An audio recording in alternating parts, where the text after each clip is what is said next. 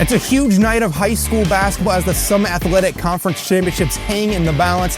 And with 9 games on the docket tonight, we're here to get you set for all of the action on SAC Countdown. I'm Braxton Hall with Atticus Dean, Brody Heider, and Malachi Stout. And guys, it's hard to believe, but only 2 weeks remain in the girls' basketball season. Yeah, Braxton, this season has been incredible from start to where we are now, and it's crazy to think that it's going to be ending soon. Absolutely. One of the best seasons we've had recently, and tonight is going to have huge implications for these teams. Yeah, we've seen big games all season long, and we're set for another big slate of games tonight. So rightfully so, a lot of the focus tonight is on the girls' side of things. But on the boys' side as well, it's a tight race at the top of the SAC standings. Homestead just took lone first place, so a fun race to watch on that side as well. Yeah, for sure. As the girls' side, it's bringing a lot of attention due to it being later in the year, and the SAC is very competitive. But so is the boys' side, even though it's a little bit earlier on. There's still a lot of teams that feel like they have a great chance of being the clear-cut top team in the SAC. For sure, this game here is going to have massive impacts on both of these teams. We're going to see a lot of these playmakers really emerge as everyone knows how big of a game this one is. Yeah, Homestead currently is ahead of the pack, but not by much. They have no room for error at this point in the season. They need every single game to win, and those teams trailing them, they are fighting every single game for their spot to try to compete with Homestead at first. So let's get into this girls' game tonight between Homestead and Snyder, the last 2 unbeatens remaining in SAC play, both 6-0 coming in to this game tonight. It's not officially a conference championship, but the team that wins tonight likely going to be crowned SAC champion. What should fans expect in this one? I think it should be a high-energy, fun battle. Just last year, both these teams put on a great game that was really close for a while up until Homestead pulled away a bit. But I think just the energy in the building is going to be something that is unforgettable. Absolutely. Both teams have had this game marked on their calendars for a while. As Atticus, as you said, this game is going to be super high energy, super fast paced, especially for Homestead with 6 seniors on their starting varsity roster. We're going to see them really come out with a lot of energy, a lot of drive tonight. Yeah, well, Brody, you mentioned it. I think both these teams have been looking forward to this game ever since the game ended last season. That was a tight game at halftime where the Panthers actually led, but Spartans did end up taking that one. And ever since then, I think the Panthers have been looking for revenge, and the Spartans, they're looking to prove that they are the better team than the Panthers, but anytime these teams face up, it's always a good matchup. Yeah, Snyder was held to just 12 points in the second half of that game last season, so going to need a different performance tonight if they're going to come out of here as SAC champions, or at least first in the SAC after this game. Malachi, we'll start with you. We know there's a lot of star power in this game tonight. Who's some players you're keeping your eye on? Well, for Homestead, I definitely want to see how Maya Epps performs. She's been huge, especially in some of these big games for the Spartans. When she has a good night, it typically means good things for everyone else as well. And then, meanwhile, for the Panthers, Janiah Cooper needs to have a big game for the Panthers. She's two-way menace on the offensive and defensive side of the ball, and she's going to have a big-time game tonight that will give the Panthers the boost they need. Yeah, I think especially for Homestead, Delaney Knoll, just briefly, she's been extremely good for them as a ball handler, and she's going to need to be on point tonight. They're going to be able to move the ball quick around, and I think that they're going to get everybody involved. We got great chemistry, and we'll be able to see that tonight. Well, Malachi, you mentioned Janiah Cooper, but personally, I'm very interested in the supporting cast for Snyder. Is Janiah Cooper obviously going to be the focal point of the team offensively, but Homestead, they're aware of that as well. They're going to look to try to shut her down, so it's up to some other people on this Panthers roster to rise to the occasion. Yeah, I think Janiah Cooper is the easy one to talk about in this situation. 2nd year in a row, she's the leading scorer for this team, and she leads them in several other statistical categories as well. But I think the real question is what other players can make a difference in this one. I also think defense is a huge storyline in this game. Homestead is 4th in the state right now when it comes to offensive scoring and offensive production per game. How does Snyder's defense shut them down in this one? Well, Braxton, I think just applied ball pressure. Homestead has struggled when you throw a lot of different pressured looks at them, and it's hard. Delaney Knoll, she's been great, but she's still only a sophomore, so not a whole lot of experience. If you can try to crack her calm ego and just demeanor, you can be able to force turnovers. Absolutely, I would agree, and I also think playing super tough in the paint, being able to go up, get rebounds, stopping these drives that Homestead likes to do when they get in the paint near the post. They have to be really strong and physical near the basket. Yeah, but we look at the losses that they do have on the season right now against Norwell and Hamilton Southeastern. It's been, on the most part, because of the defenses they've gone against. And Snyder, we saw the struggles that they gave him last season. If they continue bringing ball pressure and just giving a different look than what the Spartans are used to and forcing them to adapt their game, that's something the Spartans haven't shown that they can do every single night. They show they struggle a little bit when they're forced to change up their offensive game. And so just disrupting the Spartans' offense, changing the flow, can really have a big impact in this one. It's been a good season for the Spartans so far, 17-2 on the year. You mentioned, Malachi, those 2 losses to Norwell and Hamilton Southeastern. And when it comes to this Homestead team, it's hard not to talk about this stacked senior class with 4 starters from the class of 2026, all of whom will be playing college basketball next year. But behind them has been a star-studded sophomore class led by Delaney Knoll. Delaney is the 5th member of Homestead's starting 5, and her journey to the starting lineup wasn't conventional as she was thrust into the role following an injury ahead of her last season. She seemed in line to start from day 1 of this season, but an injury of her own forced her to miss the first 6 games.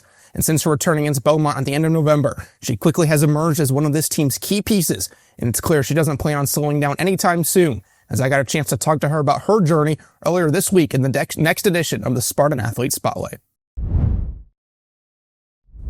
Welcome into the Spartan Athlete Spotlight. This week I'm joined by sophomore girls basketball player Delaney Knoll. And Delaney, thanks for joining me today. Yeah, of course. So take me back to last year as a freshman. You come in for the injured Carly Mullering and ended up even starting some games as a freshman. What was that experience like en route to becoming a permanent starter this year? Yeah, I think last year I was just there to play my role, limit as many turnovers as I could, and just be a role player for my team. And carrying on this year, I think it was just more of knowing my role this year as well. And I think with all the great teammates I have around me, it's just easy to figure out where to go. And when you stepped into that role because of Carly's injury, did you feel more pressure to perform because you were so young, or did it give you added confidence knowing the coaches trusted you? Yeah, I think when you're playing basketball, you just have to forget what age everyone is, because everyone should be playing they're all the same age. And at the beginning of the season, this team is preseason number 1, but you're forced to miss 6 games with an injury of your own. How hard was that for you, and where was your headspace at? Yeah, it really was not the best experience, because just watching my team play the game that I love, it wasn't fun, but it also helped me grow and learn more about the game from the sidelines and just watching my team play and knowing what I can add when I come back. It's hard to believe, but you're already nearing the end of your 2nd year of varsity basketball. What have you learned in these 2 seasons so far? Yeah, I think I've learned that we just need to play together as a team, and the chemistry on and off the court is so important, and I think we have a great chemistry as a team, and just keeping that in these next 2 years when all the seniors leave. Who has been the biggest influence on your basketball career, and how have they impacted your game? I would say my grandpa, because he's the person that got me started into playing basketball, and he taught me a lot of the things I know, and my dad. Yeah, for sure. What do you consider your greatest strength out on the floor? I'd say my greatest strength is probably passing, because I like to see the floor, every possible situation that could happen, and just getting my teammates the ball where they need it. And I know you and the rest of the team are very involved with the youth and host basketball camps and other things. What pieces of advice would you give to those younger players that hope to be on their team someday? Yeah, I would just say put in the work now, because obviously you're going to go through challenges along the road, but if you put in the work, then you are prepared for those challenges.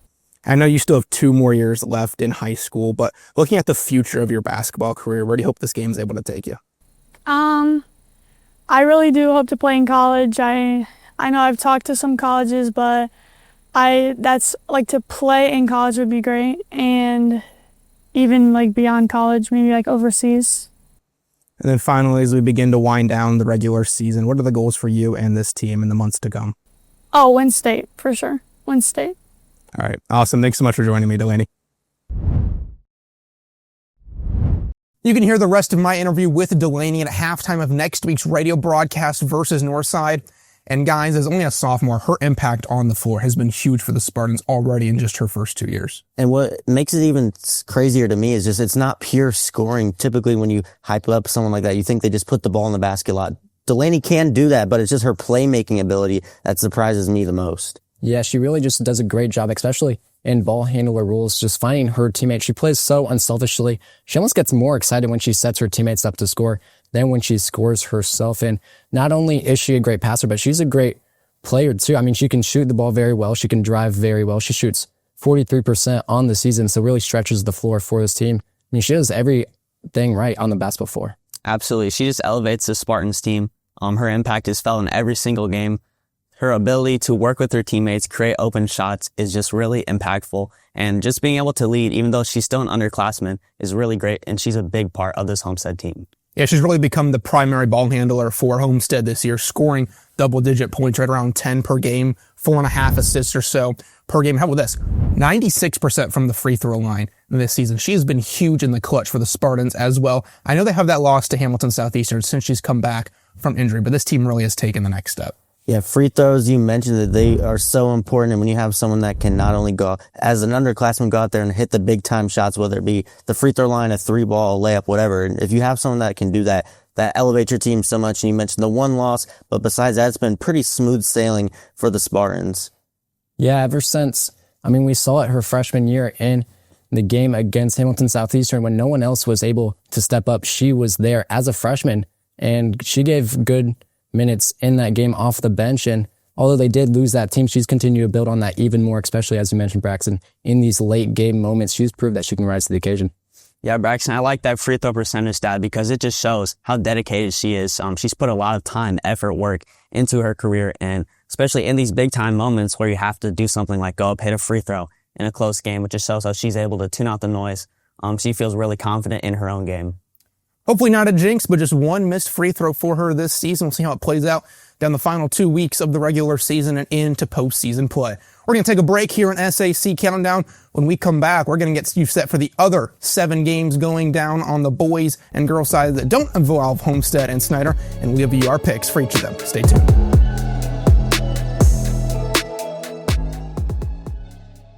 Welcome back to SAC Countdown. It's now time to pick the 9 games going on across the conference tonight for both boys and girls basketball. Not a full 10-game slate because Bishop Luers versus Carroll boys will happen later in the season. So it's just a single header with the girls tonight. And that's where we're going to start off with that girls action. Bishop Luers and Carroll, 2 teams below 500 this year, a little bit down, but right in the middle of the pack in conference. Well, Braxton, I think it's going to be a showdown between Lily George and Harvest Green. That should be a fun one to watch, but I'm going to take the Chargers in this one. I like the surrounding roster around George a little bit better than the roster Green has around her.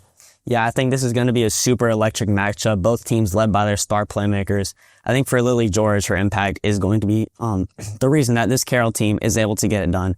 Averaging almost 18 points a game, 10 rebounds a game. She's a super significant player on this Chargers roster, and for that reason, I'm going to say Carroll.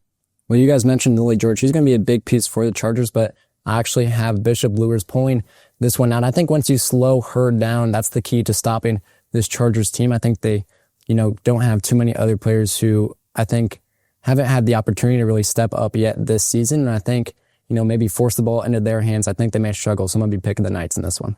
I think there's a lot of pride in this game for these two teams trying to get out of the middle pack of the SAC and get up into the upper echelon. Obviously, they're going to be conference champions this season, but start building momentum for postseason play. I like the Chargers for the same reasons you guys hit on. I think Lily George has been huge for them this season. She's averaged a double-double pretty much all season long. I think she has another big performance here tonight and helps them get the victory. Next game, Northside and Northrop. This one has some big implications for the Bruins as they are still in the SAC title race. They lost to Snyder last week by 1 point, but just 1 game behind at 5-1 in conference play. Who do you like in this one? I'm going to take the Bruins in this one. You mentioned the loss to Snyder. I think the Bruins are going to try to avenge that here in conference play again. I think they're well aware that they can still compete for this SAC title, so they're going to have that extra motivation. Yeah, I'm going to also go with Northrop in this one. I think simply on paper, on the court, they just have a better team. I think that they have a lot of hunger coming into this game. They want to bounce back, as you mentioned. So I'm going to go with the Bruins in this game. I'm going to have to agree with you guys. I'm going with the Bruins here, and I think it won't really be a close game. I think Bruins are hungry for revenge coming off that Panthers loss. And, I think they're going to take it out on the Legends a little bit. Northside, they're a team that averages 23 turnovers per game. The Bruins are going to be all over that on the defensive end, and it could get out of hand for the Legends fast. Yeah, I like Northrop in this game as well. They're going to have a big crowd in their favor as well, with the hopes for the SAC title still very much alive. I like the Bruins to get this win for this game, and I think ultimately they stay in this SAC title race, and potentially if Homestead wins tonight, could set up an opportunity in 2 weeks to face the Spartans and get into this SAC title race up at the first position. Next game, Southside and Concordia. These 2 teams each have just 1 win apiece in conference play. I'm going to take Concordia in this one, and the reason why I like their ball movement a little bit better, south side, the ball tends to stick in one player's hand too much, and when teams send double or triple teams on one player, it can get rough for the Archers, so I'm going to take the Cadets. I'm going to also go with the Cadet team here. I think coming into this game, if we look at both teams' win, I think Concordia boasts a stronger resume coming into this one. Both teams have a win over New Haven. Concordia won by a margin of a little bit more, so I'm going to go with Concordia in this game. I'm going to have to disagree with you guys. I'm going to go with the Archers to win this game. And I think Britannia Dietrich-Williams is going to have a big game. She's shown what she can do on the offensive end of the floor. And I think she's going to have a very big night for this Archers team. I think it'll be a relatively low scoring game. Neither of these teams really offensive powerhouses. But I think Southside's going to have what it takes to get it done. I think we're going to see a big game from Dietrich-Williams, obviously. And both sisters, I think will have a big impact in this game. I think it may be too much for the Cadets to handle. Yeah, I think Dietrich-Williams sisters are the difference in this game. Combined, they lead the team in every statistical category that is tracked. So I think those are the big playmakers in this game for the Archers. Britannia, obviously the leading scorer, but Briley has made some big plays, especially in the post for the Archers. I think they pull off the slight upset on the road against Concordia and ultimately get the victory. And then the final game, Wayne and Bishop Dwenger. I'm going to take Bishop Dwenger in that one. I trust their offense a little bit more. You have Maddie Johansson and also their defensive capabilities. I like it a little bit better than Wayne, considering Wayne's offense is going to struggle, I think, in that one, as they threw some zone at Homestead, and Homestead struggled for a little bit. So I'm going to take the Saints in that one. I'm going to actually go with the Wayne Generals in this game tonight. I think that players such as Daviana Irons is really going to lead this offense, averaging about 17 points a game. So I think she's going to work well. I think they have a lot of chemistry coming into this one. They're going to be able to move the ball around. I do think it is going to be a close and great game, but I'm going to go with Wayne. Yeah, I'm going to have to go with the Generals as well. I think it'll be a very close, kind of sluggish, grinded out game. It'll be very low scoring. I believe both these teams very defensive minded, but I trust the Generals defense a little bit more. They're very sound defensively. Offensively, they have some work to do, but defensively, they are a very sound team. And I think it's going to be able to get it done, especially against the Saints team that isn't, phenomenal on the offensive end. I'm going to go with the Generals to pull this one out. Both these teams have really struggled this season. It's a hard game to pick. I like Bishop Dwenger just a little bit more. You mentioned this is going to be a big defensive game. I think this is a game where we see the final score high 40s, low 50s maybe. I think defense wins this. I think it's a close game, but in the end, I like Bishop Dwenger just a little bit more to come out of here with the victory. Once again, we're going to save Snyder and Homestead picks for the end of the show. So that wraps up the girls' games, at least the rest of them, for the time being. Now we shift towards the boys' side, and you got Northside and Northrop leading off the docket. I'm going to take the Bruins again in that one. I think, Braxton, you mentioned it, just the crowd and the energy. I think the boys team is going to feed off of that after the Lady Bruins go out there and take care of business. So I think the Bruins are going to sweep at home. I'm going to go with the Legends in this matchup here. I think it'll be a good one. I think guys like Sebastian Moore in this heavily senior-led lineup for the Legends, I think they're going to be able to come in here and get it done.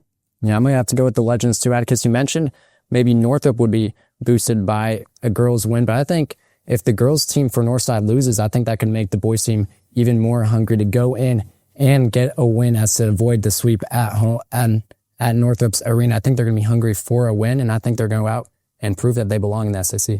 Neither of these teams are living up to their usual expectations, both 0-3 in conference play so far this year. It's a huge game for one of these teams finally getting in the win column when it comes to the SAC. I like Northrop just a little bit more. Again, I think that energy thing is the biggest factor here, especially if the ladies can take care of business with that 6 o'clock tip. The boys will be following. It'll be a packed arena. I think that helps push them over the edge to win in this game.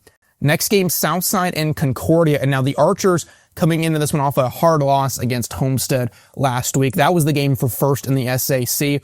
They now are one game behind. Still alive, though, once again, to win this SAC title. A must-win game against Concordia. And I think it's a must-win game that the Archers are going to go out and win in that one. I like Southside in that one. You mentioned the loss to Homestead. I think they're going to be angry and ticked off about that loss. And I think Concordia just, unfortunately, in the way of that. I think Javon Irby is going to have a big-time game. He was relatively quiet against Homestead. I think he's going to look to get back on track. Yeah, this Southside team, currently one of the top programs in the SAC. I think they need to just go in, don't overthink it, do what they've been doing all season. And if they play good basketball like they know how to do, I think they'll come out with a win. Yeah, we cannot overreact to this Archers loss to the Spartans. I mean, they hung in there the whole game and never really went away. And I still believe they're one of the best teams in the SAC. And I think they're going to go out and want to prove it against the Cadets. And these small, fast teams like the Archers are, they're going to give Concordia some issues on the defensive end. And I think they're going to go out, try to make it a run and gun game, and I think they're going to come out on top. Yeah, I like Southside to win this game as well. I think they are far and away the second best team in the SEC. I think Homestead is at the top, at least on the boys' side, and I think Southside is not too far behind them. I know they lost that game at home last Friday, but these teams are going to meet again in sectional play more than likely. And I think the Archers have a real chance to take them down on the second try. Southside's a good team. They have good players. They got into some foul trouble in that game last Friday. They didn't get to have their starters play as much as they would have liked. I think Southside ultimately gets the win here against Concordia and stays very much alive in the title race. And the final boys game to pick Wayne and Bishop Dwenger.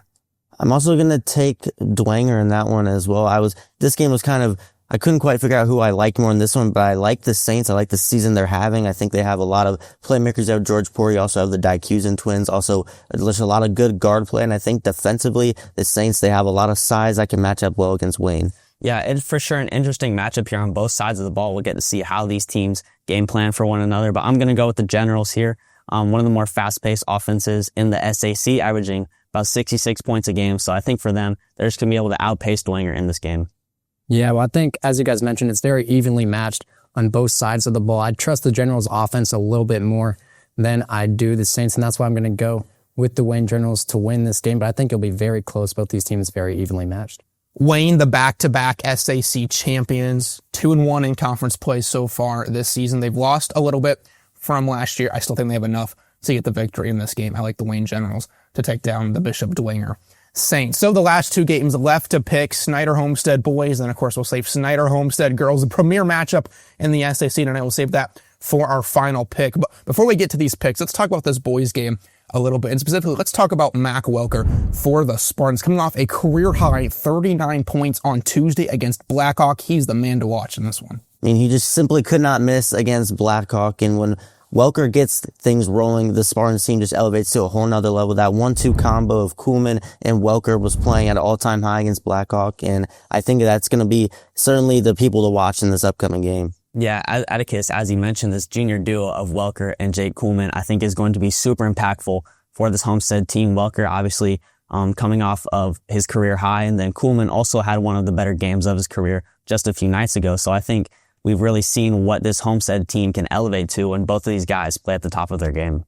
Yeah, Mac Welker is huge for this team, not only in his scoring, but also his gravity that he brings just so hard to guard him, and that frees up some of the shooters that the Spartans have around him. Ryder Immel, a great shooter on the season, and Jake Coleman, another great shooter. Those two can really get heated from beyond the arc, especially when you're so worried about Mac Welker down low. And then meanwhile, for Snyder, what should fans keep an eye on in this one?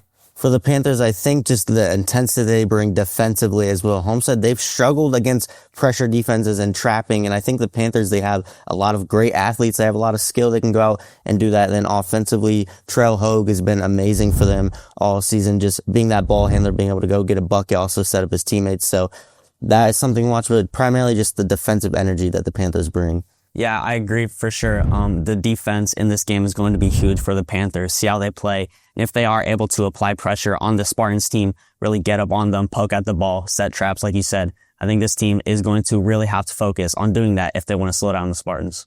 Yeah, well, you mentioned that, defensive pressure can create problems for the Spartans. We saw it late in game against the Archers. Late in game, they started to have some issues trying to break the pressure that the Archers were bringing. If the Panthers, they come out quick with pressure and start trapping, as you mentioned, I think we could find the Spartans getting in trouble quick. All right, it's time to get to the picks for our premier doubleheader of the night. No pick for me here as I'm on play-by-play call for both of these games. Let's start off on the boys' side. Snyder and Homestead, who you guys got? This one should be a fun one. Both of them really should, but I'm going to take the Spartans in this one. I think they've had a lot of great momentum, boosting wins, and also the home court advantage is definitely something that plays in the favor of the Spartans, so I'm going to go with Homestead. Yeah, I think there's going to be a whole lot of energy from both sides coming into this game, but I'm going to go with Homestead Spartans in this one. I think if we continue to see guys like Kuhlman and Welker, as we talked about earlier, playing at the top of their level to the best of their abilities, I think that the Spartans are going to be able to come in here. They're hungry, they want it bad, so I think they're going to come away with a win. I'm going to go with the Panthers to upset the Spartans in their home arena. I mean, I think this Panthers team is a very hungry team, and they want to show they belong towards the top of the conference. And I think they're going to do just that. They're going to come into Spartan Arena. They're going to say, have someone other than Mac Welker try to beat us. And I don't know if the Spartans will be able to with the ball pressure that the Panthers are going to bring. So I have them upsetting the Spartans. And then finally, the premier game in on the entire conference tonight, Snyder girls versus Homestead girls. Two teams 6-0 in SAC play. The winner tonight, likely the conference champion in 2 weeks' time. Who gets the win? I'm also going to pick the Spartans as well. Once again, the home court advantage, but just the momentum they had in the second half of the last year's game, feeding into this one with a team that is pretty much the exact same, and just build more chemistry from last year's team to now where we are at this point in the year. I like everything the Homestead's been doing as of late, so I'm going to go with the Spartans. Yeah, this game's obviously got potential to be one of the best games we've seen all season. Both teams know how important this game is to them, and I think we're going to see a lot of back and forth shifts in momentum. But I think if either team has a pulse and they have a chance, I really think that both teams are going to be able to come out hungry, especially for Homestead with the 6 seniors that they have. This is one of their last chances to prove that they belong at the top of this conference. So I'm going to go with the Spartans. Yeah, well, Brody, you mentioned the 6 seniors the Spartans have. Meanwhile, for the Panthers, they're a more young team, but I believe that they're going to come out with the younger lineup and they're going to be hungry. And I think they're going to upset the Spartans on their home court. I mean, this Panthers team is very dangerous. We mentioned Janae Cooper earlier. She's great. But also Mackenzie White down low has been great as a post player for this team. And I think the Spartans, they may have some trouble matching up against her with Gabby Helsum and Susan Perigo likely having that matchup tonight. I think we'll see how Mackenzie White does. I think she's going to have a great game. Janae Cooper is obviously going to get her points. And I think the Panthers might come away with the win. Homestead certainly the favorites, ranked 4th in the state. They have home court advantage, but maybe on upset alert. Panthers led at halftime last year. They've improved since last season. Can they potentially pull off the upset tonight? Only time will tell. Going to be a great doubleheader of basketball. We got to make our way to the arena. Tip-off is just minutes away. So standing by to put the final touches on the pregame coverage, here's Owen Kruger and Eli McAllister with the OPS pregame report.